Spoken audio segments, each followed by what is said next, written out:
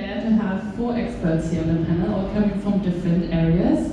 We have Adèle here from HOP, from a French NGO, which was founded in 2015. So you're the same age as the Rundertisch Reparatur approximately. And you have 40,000 supporters already, which is really something to look up to. And you have already reached to quite some success on the policy level, and we're very eager to hear from you today about the repair index, where the process stands and what the content is. So we have the French example there. Then we have Thomas Ebert from the German Environmental Agency, who is working on eco-design and on the material efficiency within eco-design. And you're expert on all the policy processes in this context. And we have Martin here from Fixfest, who is also observing on the legislative processes at the European level, and who's also part of several research projects on the repair scoring. So you can also tell us some insights on the technical part of it. And we have Marco Band. Now you have click repair here.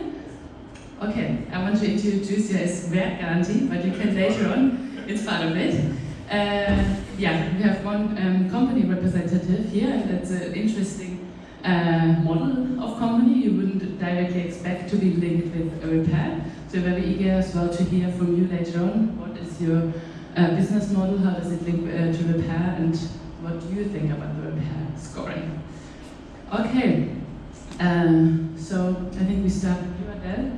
It would be great if you could tell us a little bit about the French solution. We're here now talking about 2 things. We first of all talk about the French repair index, and we talk about the European repair scoring, which are linked to each other, but still dealt with in different levels and areas.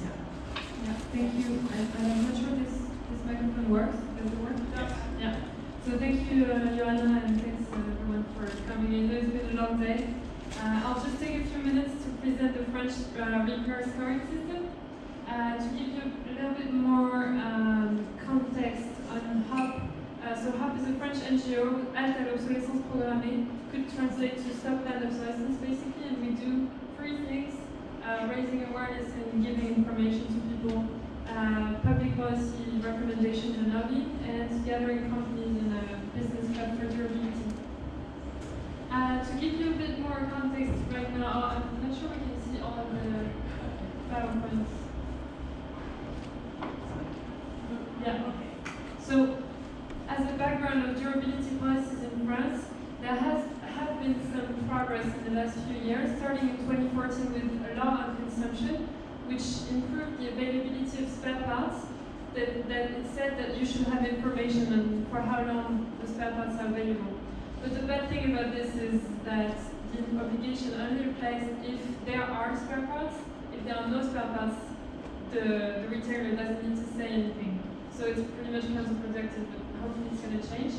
And it also improved legal guarantees, because it's the professionals' role to prove that the default didn't exist at the time of purchase, and not the consumer side, for 2 years, which is pretty rare in Europe. And in 2015, as most of you know, I think planned obsolescence was banned in France by the Energy Transition Law, and now it has, if you do planned obsolescence, you can have for 300,000 euro fine, up to 5% of the company's annual revenue, and 2 years in prison. And there are also some voluntary initiatives on scoring system, like iFixit scoring or SEB's 10-year repairable logo. SEB is a French manufacturer of small white goods. For the scoring system, where did it come from? Well, first of all, when Emmanuel Macron ran for presidency in 2017, his team took some commitments for durability. HOP sent a questionnaire to every candidate, and we got some replies on what they would do to improve guarantees, spare parts, etc. And so they committed to a durability index at first. And then in 2017, they started the government, the Ministry for Environment, started a collaborative process with over 200 participants, companies like NGOs, research institutes, etc.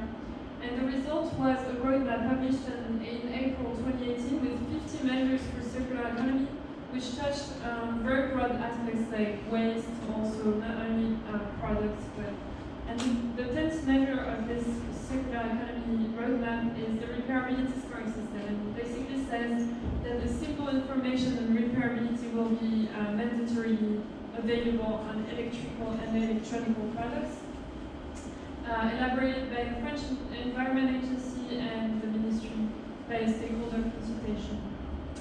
And also it says, which is interesting, that France will support the development of the same thing at the European level. What's the objective of the repair index? It's first to promote better information for consumers on how to choose the most repairable product, and secondly to encourage manufacturers to compete for a better grade so that they improve the consumption, the design of their products. So what does it look like? Right now, it's going to be a grade out of 10. So you're going to have a product that has like 6 out of 10 on repairability, or like 2 out of 10 like on the little drawing there. The first criteria is information.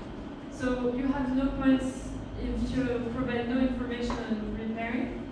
You have more points according to for how long the information is available and to who it is available.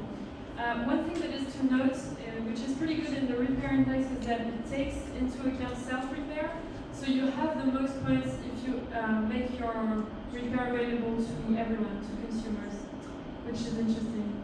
The second criteria is ease of disassembly, so it follows the European norm, and it's also for different stakeholders, so if it's easily disassembled by consumers, then you have the most grade, the best grade. And then spare parts availability, which is pretty much the same idea, except it also takes into account delivery time.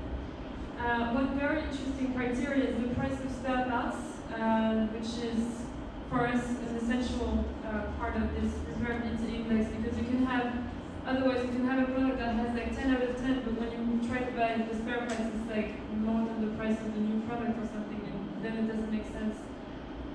So it's still pretty uncertain how this criteria is going to look. I think they are still looking into it because it's pretty difficult to assess. But we really insisted on keeping it, even though there was a lot of resistance from manufacturers. And then the fifth criteria is a category-specific criteria, so it depends on the type of product. For smartphones, it can be like if you can go back to a former version of your operating system, this kind of thing, including software. So where are we with this repair index? So it started, the work started after the publication of the roadmap I was telling you about, so in like June 2018, and today, so there were five subgroups with different categories of products that just needed to see how the repair scoring could apply, like even the very generic criteria, how they could apply to this different products. And today it's almost ready, then there will be a testing phase to see how the grades actually work and improve the mechanism, and simultaneously they are trying to test in stores consumers' reaction to the index. Do they understand it? How should they, what format should the label take? But there is still an uncertainty on the dates that it will be coming into force. At first it was supposed to be 2020, so in only a few months, and then 2021, and now there is the circular economy law in France that is discussed in Parliament starting next week, and the Commission, the rapporteur on the law, put an amendment to put it in 2022, which we are kind of disappointed with, and we're trying to put it back to 2021, but we'll see. Our NGO view on the repair index is that it's a good first step towards longer lasting product, because today when you go to a store you don't have any information on how to choose the most durable or repairable products, and the price of spare parts is an essential criteria. Software and updates issues are also very important, especially for smartphones and laptops. One point that was very important in discussions at one point was that if some online trade actors will be included in the index, because if you have like no index for all products on Amazon, then it's not really level playing fields, but it's gonna happen, hopefully. One key point for us is transparency, is the fact that starting 2021 you should be able to see not only the grade of the product, but also what's how the grade got here, like what the manufacturer actually said. For instance, if he said like spare parts are available for 10 years and then you order the spare parts after like 7 years and you can't get it, then you should be able to like test this index and also have some sanctions if it's not, if it was just false declarations. So the value of the information that is displayed in the repairability index should have a legal value as pre-contractual information. We are working on that because it's supposed to be influencing the consumer's choice, right? So it must be accountable. And then, so our very important point on the EU scoring system is that it should take price into account, but I don't think that's the case. And for us, the most important thing is a mandatory durability label, because consumers value durability much more over repairability. So that's our main points. And this, do you want to come back to our proposals about the recommendations later? Yeah, I can. So that's it pretty much on the French scoring system.